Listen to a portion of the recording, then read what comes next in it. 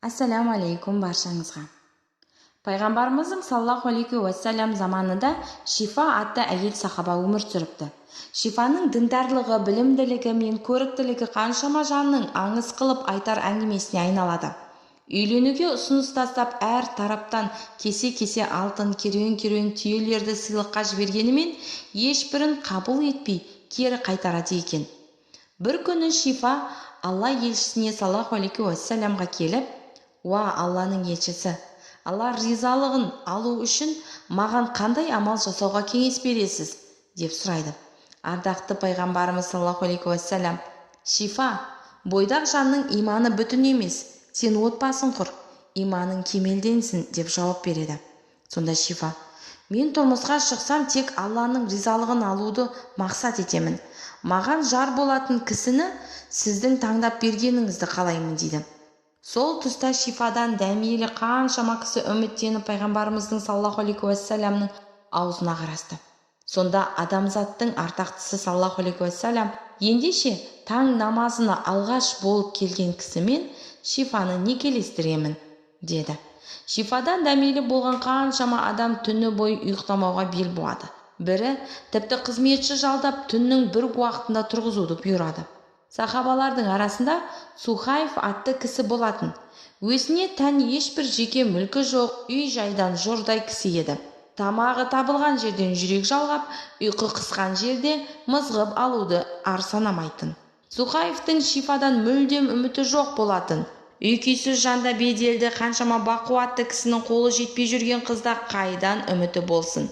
Алайда Алланың құдіретімен таң намазы уақытында Шифадан дәмелілердің бәрі ұйқыға кетіп, мешітке тек Сухайф қана келеді.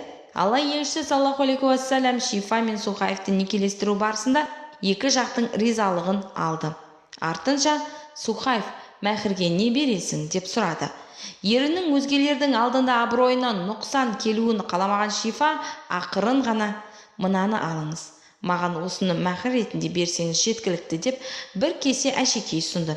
Осылайша неке қиылып, екі жұп Шифаның үйіне қарай бет алды. Үйге келгесін Сухайф әйеліне: «Сен маған Алла ризалығы үшін тұрмысқа шықтың. Өзің білетіндей менің ешқандай дүнием жоқ. Тұла бойымда қате, кемшілік жетіп артылады. Сенен өтінерім, менің кемшіліктеріме көз жұма қара, сабырлық таныт. Мен өзіңдей діндар жанға жолыққаныма дән ризамын.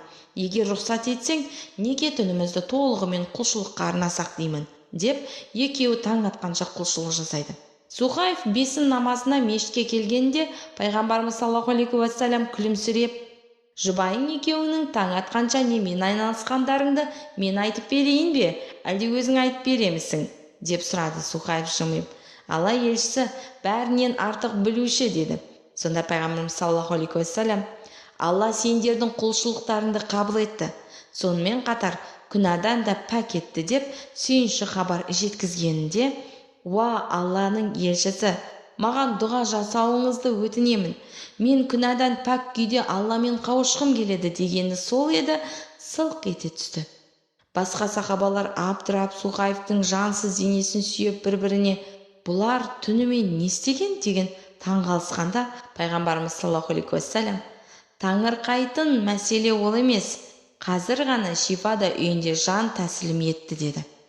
Осылайша мүбәрак пайғамбарымыздың саллаллаху алейхи уассалям некелестірген жұбы Аллаға күнәдан пәк күйде жолығуды таңдаған екен.